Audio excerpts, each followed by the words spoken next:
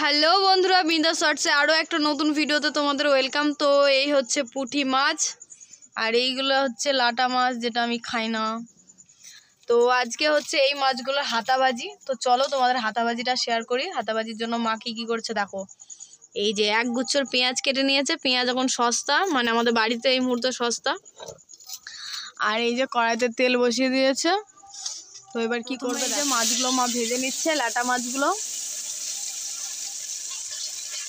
মানে এগুলো রেখে দেবে ভেজে, এই মোটা মাছগুলো, ল্যাটা মাছগুলো, এগুলো আগামী দিন তরকারি হবে, আলু বেগুন দিয়ে ঝোল। আর এখন এই যে এইগুলোর হবে হাতাবাজি। ভালো দেখা যাচ্ছে কিনা দেখো। এখানে এইটা একটা কি মোটা পুঁটি মাছ, আর এই একটা পুঁটি মাছ।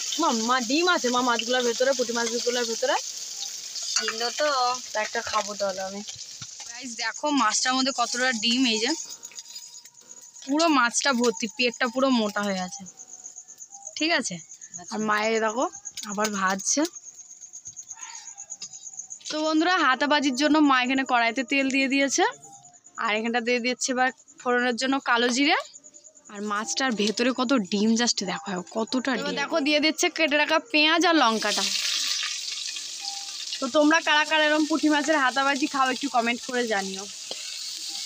দেখো এবার মা এটাতে লবণ আর হলুদ দিয়ে ভালোভাবে একটু ভাজবা মা। তো এবার মা এখানটাতে মাছগুলো দিয়ে দিচ্ছে, কিন্তু এখানটাতে আমি বলেছিলাম লবণ আর হলুদ দেবে, কিন্তু মা লবণ হলুদ এখানে আগে ব্যবহার করেনি। এবার মাছটা দিয়ে দিল। এবার দিয়ে দিচ্ছে পরিমাণ মতো লবণ আর হলুদটা। তো বন্ধুরা, মা ওখানে পাটকুটি তুলে আলো দিয়ে দেখছে, ঠিক আছে। তো কারা কারা এরকম করো একটু জানো। এখন তো সব ঘরে ঘরে লাইট হয়ে গেছে, কিন্তু কোনো সময় অসুবিধা হলে কারা এরকম করো সেটা একটু জানি। তো এই যে স্পেশাল হাতাবাজি আর রুটি রাত্রিবেলায়, ঠিক আছে। আমরা হাতাবাজি প্রায় হয়ে গেছে। তো মা এবার কি করছে দেখো, এখানটাতে একটু কাঁচা সর্ষের তেল ছড়িয়ে দিচ্ছে। তো এই তেলটা হচ্ছে আমাদের ঘানির, মানে ঘরের লাই লাগানো। তো এমনিও লাস্টে একটু তেল দিলে বেশ স্বাদটা একটু বাড়বে।